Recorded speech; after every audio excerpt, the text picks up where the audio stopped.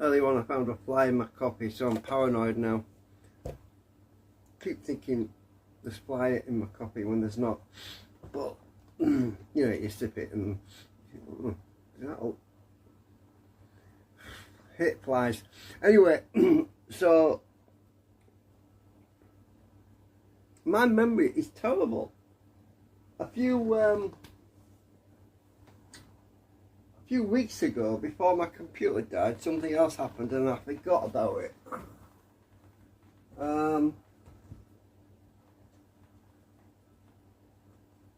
Just a minute.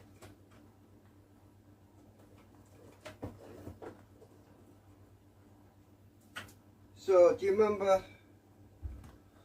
Do you remember my all-in-one docking station for my hard drives? And I plugged it into the new build computer, and two of the hard drives that I was testing on it wouldn't boot.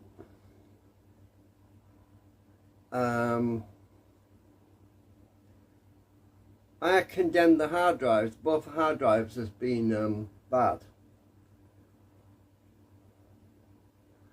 And then I found out, after a few tests of plugging USBs, sticks, and other memory card, SD card, they were also not being read. They were also detected as faulty when they weren't.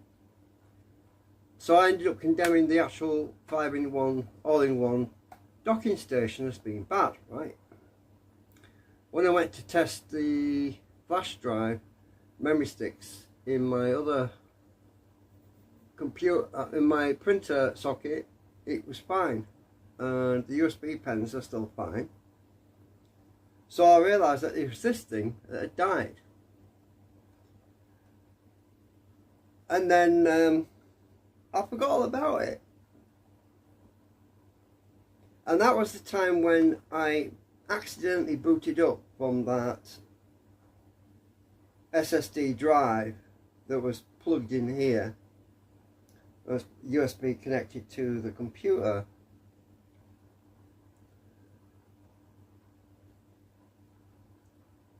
To the new computer that I just built. And then, what was it, a week or 2 weeks later? I can't remember now. I'd have to go back and look at all my footage again, but it was long enough that I forgot all about this dying on me, and it's dead, right? And I thought, well, that's strange, because I've been using this for years on my other computer and I've had no trouble with it. It's been fine, and then all of a sudden it dies on me.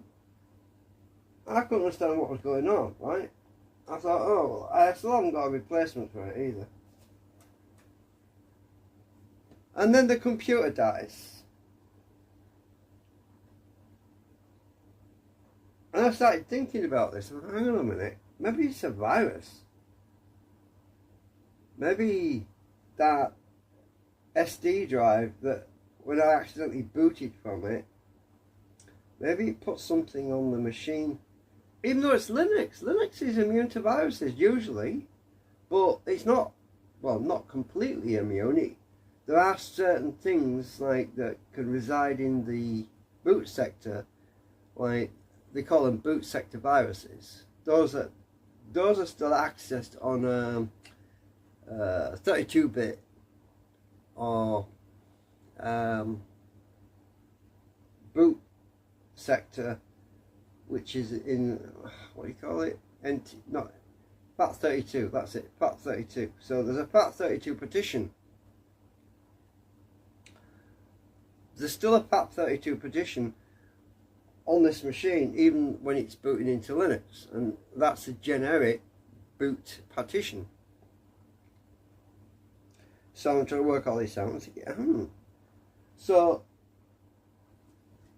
that died, and then about a week or two later, my new computer build died, and it was when I accidentally tried to boot from that freaking SSD that was in the machine So I'm starting to think that maybe it was a boot sector virus, because boot sector viruses it doesn't matter what you're running. It doesn't matter if you're running Windows, Macintosh, whatever. If it's a 32-bit or if it's a FAT32 boot partition that's running in native mode, you can still get hit with a virus. And that's the only thing that explains why this thing is dead, right? Why it won't boot. Because it's something at the low level side, you know, at the actual bottom end of the boot system. So anyway, I come to that conclusion that that's probably what happened. It either destroyed the BIOS,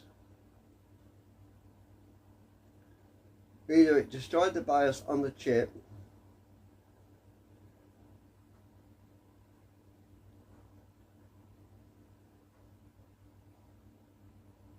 or it's done some physical damage somewhere else. I'm more inclined to believe that it's done something to the BIOS. So if anybody's out there that's got another BIOS chip that can just plug into this M5A78L-M USB 3 motherboard, get in touch with me please, because I have no idea where to get one. I suppose I could do some research on it, I suppose. But, or I could buy another motherboard that's, what do you call it, for parts only. But there's no guarantee that the BIOS chip's going to be any good, because somebody might have already nicked that part off it. Because that's sometimes what happens. People say, oh well, I'll just take the BIOS chip out and I'll sell the rest of it for parts. Well, it's the BIOS chip that's the most important part, really. And the CMOS, the boot part. Anyway, so I was talking to my friend earlier about this, and it makes sense. It does make sense. It could have been a virus, because I tell you, one of the characteristics of malware is that usually they don't attack your machine when you're actually using it, because sometimes little messages pop up on the screen or scripts open up, and they usually wait until your user is away from keyboard for a certain period of time, which is the case in this situation, which happened because I was actually had a video on pause. I wasn't doing anything on it for about, what, 10-20 minutes or so, and I was actually working on my other computer. I was doing something on there because I was listening to something on there and I didn't want sound coming out the other one. So, and it was while I was away from keyboard on that machine that it died.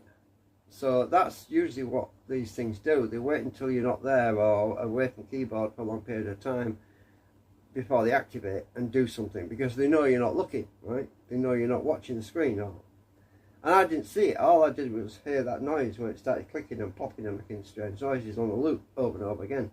Like that noise that I demonstrated before with the ruler, it sounded, oh, it's easy to redo it, but it sounded like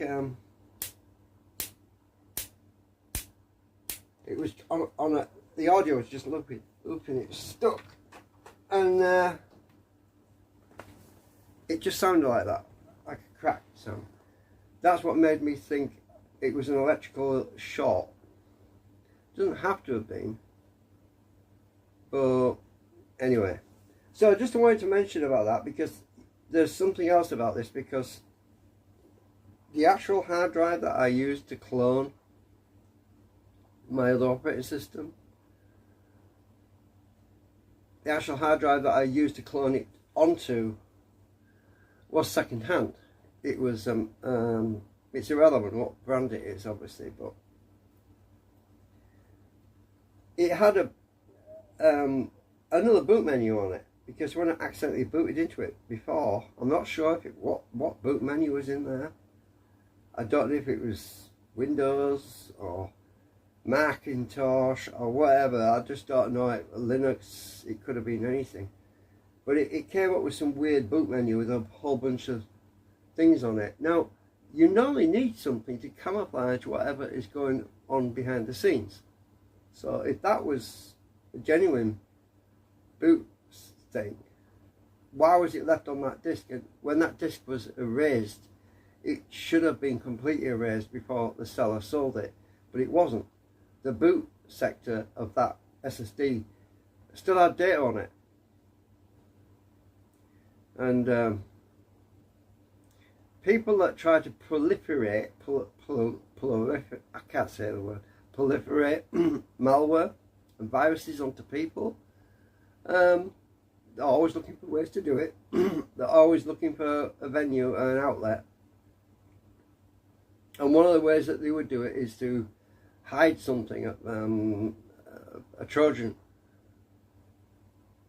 in one manner or the other, that they could get onto somebody else's machine. And one of the best ways that they would do it would be to stick it on a disc and then sell it second hand and let some other poor bugger go and buy it, and it might not materialise straight away. It might take weeks or months before it does, but this is what they sometimes do.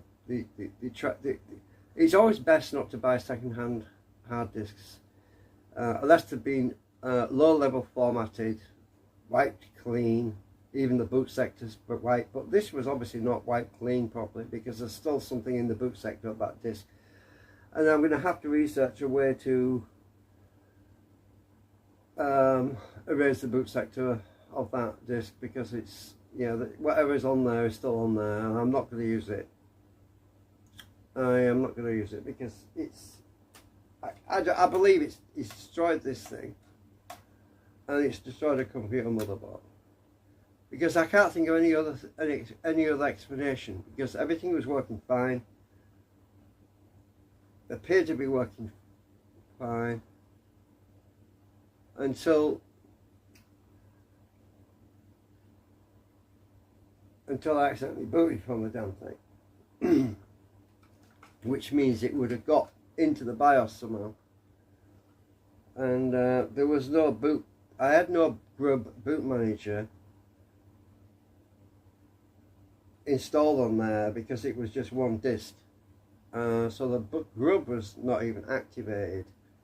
So it might have picked it up during the boot cycle. It might have sat in memory waiting to do its dirty deeds. So anyway, that's my theory. I can't think of anything else it could be, because it doesn't make any sense really. How this thing, a completely separate item, could get ruined, and it doesn't work anymore. I haven't actually tried plugging it in to I haven't actually tried to plug it into my other machine, but I'm kind of reluctant to do that. I'd rather not, just in case it's got something on, this thing's got something on its boot sector. Now, I don't know, it's not worth the risk. And as far as I'm concerned, it's dead.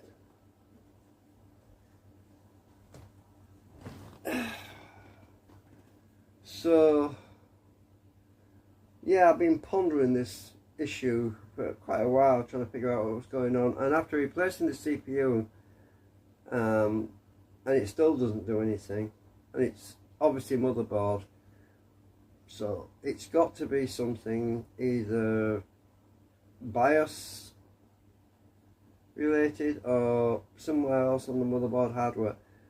We've already checked everything else. I checked power supply, graphics card, none of that. So I've explained this before anyway, but it's just frustrating. Yeah. So I want to make sure everyone is aware that sometimes you're buying second-hand hard drives, you are taking a chance, especially if it's from a private seller. Because let's face it, a lot of private sellers don't really know what they're doing when it comes to erasing the boot sectors of hard drives that they're selling on. Sometimes they'll leave stuff in there and not supposed to be there, you know what I mean? It's not because they did it intentionally, sometimes it accidentally, but sometimes it can be malicious, you know? So anyway, just a little update on everything.